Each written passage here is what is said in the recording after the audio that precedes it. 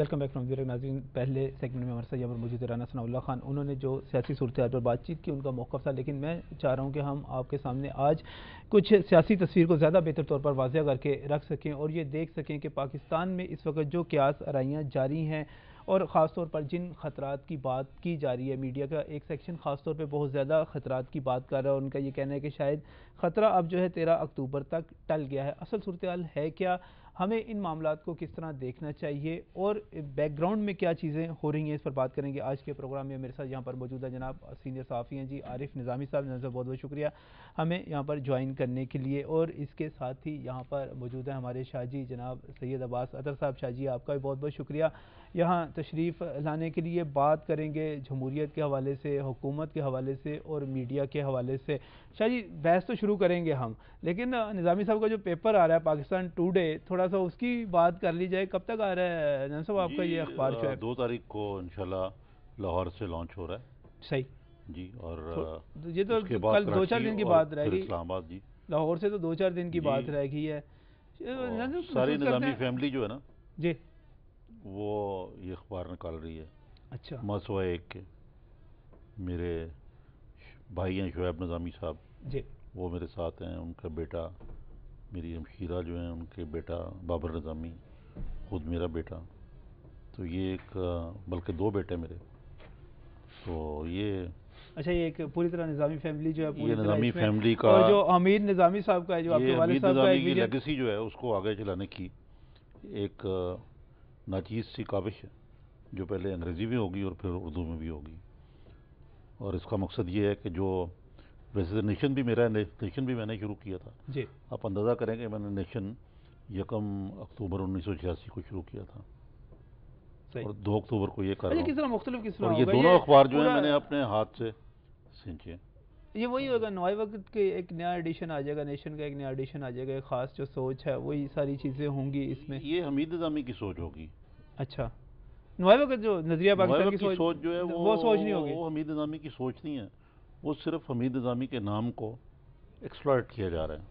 اچھا, اور اس پہ اس کے جعلی قابضین جو ہیں وہ بیٹھے ہوئے ہیں. نیشن تو ہے ہی میرا, ویسے ہی میری بیبی ہے, بنایا ہی میں نے. پاکستان ٹوڈے اور نوائے وقت کی بھی جو ترویج ہے اس میں میرا بہت بڑا ہاتھ ہے. صحیح. اور اب اس کا جو بیڑا غرق ہو رہا ہے وہ آپ کے سامنے ہے. پاکستان ٹوڈے نام تو ویسے بڑا اچھا رکھا ہے, پاکستان ٹوڈے. پاکستان دیکھیں جی, پاکستان کے بانیان میں سے میرے والد صاحب جو ہیں وہ شامل ہیں, تو پھر پاکستان ٹوڈے تو نام ہونا چاہیے تھا. صحیح, پاکستان ٹوڈے. ویسے شاہی آپ کیا سمجھتے ہیں, انگریزی اخبار جگہ بنائے, اپنی پالیسی کس طرح رکھے, بنتی ہے میڈیا کا اس وقت جو رول چل رہا ہے بڑا ایگریسو میڈیا چل رہا ہے, اس میں ایک انگریزی اخبار لیا آئے, اپنی جگہ بنائے, کس طرح دیکھتے ہیں آپ؟ دیکھیے, جس وقت نیشن نکلا تھا, عارف صاحب نے نکالا تھا, جی, اس وقت بھی لوگوں کا یہی خیال تھا کہ جگہ نہیں ہے.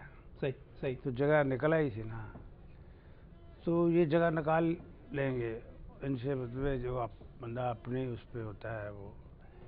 اور یہ ہے کہ ایک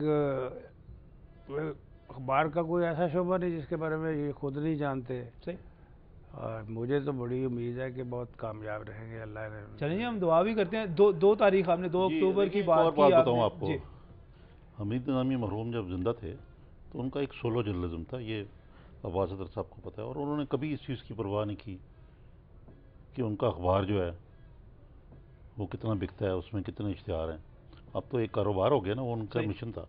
تو میں بھی ایک مشن کے تحت کر رہا ہوں, اللہ مالک ہے, لیکن اس کو کاروباری طور پہ بھی کامیاب بناؤں گا. لانچنگ کی تیاریاں مکمل ہیں جی, 2 اکتوبر بتا رہے ہیں. تیاری تو کسی چیز کی بھی مکمل نہیں ہوتی. نہیں, کوئی دھوم دھڑکے والی سٹوریز, میں کہہ رہا ہوں 2 تاریخ کو ہم اخبار خریدتے ہیں. میں ایک غریب آدمی ہوں, بے سر و سامانی میں شروع کر رہا ہوں. آپ کا سب سے بڑا اثاثہ تو سٹوریز ہوتی ہیں نا نظامی صاحب. سب سے بڑا اثاثہ میرے دوست ہیں اور میری فیملی ہے. صحیح صحیح. عباس اطہر صاحب جیسے دوست جو پروفیشن میں. چلیں جی, مجھے بڑی یاد آتی ہے ان کی وہ سٹوری جب انہوں نے بے نظیر حکومت کے خاتمے کی سٹوری دی تھی, اور خود حکومت والے صبح تصدیق کرتے پھر رہے تھے کہ واقعی ایسا ہو رہا ہے یا نہیں ہو رہا. میڈیا کا رول ہمیشہ سے امپورٹنٹ رہا ہے, لیکن اس وقت شاہ جی ہم آتے ہیں موجودہ صورتحال کی طرف. سیاست جو اس طرف جا رہی ہے, حکومت اور جمہوریت کا مستقبل کیا ہے اور میڈیا کا اس میں رول کیا ہے, کس طرح دیکھتے ہیں اس کو؟ پہلے عارف صاحب نے آپ شروع کر لیجئے. آپ سے ادھر آ جائیں گے, ادھر سے ادھر چلے جائیں گے. میرے لیے تو دونوں میرے بزرگ ہیں, میں تو کسی کو فوقیت نہیں دے سکتا. میڈیا کا جو اگر رول کی آپ بات کرتے ہیں تو میڈیا کا ایک سیکشن جو ہے جی جو کہ صرف ایک جگہ تک محدود نہیں ہے، دور دور تک پھیلا ہوا ہے، ان کا تو بس چلے تو ابھی ہم یہاں بیٹھے ہیں، یہاں باہر نکلے تو حکومت بدل چکی ہو. اچھا. وہ تو روز بدل دیتے ہیں، روز ان کے لیے کسی نہ کسی چیز میں سے کوئی نہ کوئی مسئلہ نکال کے پھر اس کی ایسی ہوا چلاتے ہیں کہ ایک سیاپا شروع ہو جاتا ہے پورے ملک میں، گئے آئے چلے گئے. اب یوں لگتا تھا جیسے کہ منڈے کی صبح کو قیامت آ جانی ہے، کچھ بھی نہیں ہوا. نہیں اس کا تو انہوں نے لکھا ہے جی، آج بھی سٹوری موجود ہے اسی میڈیا گروپ کی، کہتے ہیں جی بیک ڈور چینلز پلیڈ کی رول. بیک ڈور چینل یعنی کہ چیف جسٹس بھی جو ہے بیک ڈور چینل سے انفلوئنس ہوئے، اور اس کے بعد جو ہے 13 اکتوبر تک جو ہے ڈیٹ دے دی گئی. کچھ ایسی تصویر بن رہی ہے بیک ڈور چینل. مجھے یہ سمجھ نہیں آتی کہ یہ ایک جس کی آپ بات کر رہے ہیں، یہ کیوں یہ سمجھتے ہیں کہ چیف جسٹس صاحب ان کی مرضی کے مطابق فیصلے لکھیں گے؟ کیوں یہ سمجھتے ہیں کہ چیف جسٹس صاحب جو ہے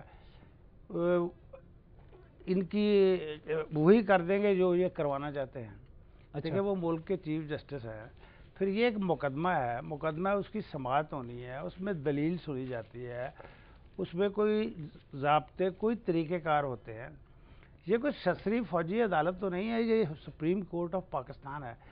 یہ لوگ تو سرسری فوجی عدالتوں کا کسی نظام کی بات کرتے ہیں کہ صبح یہ آئیں گے جائیں گے، میجر کے سامنے پیش ہوں گے، وہ کہے گا 3 سال قید 8 کوڑے.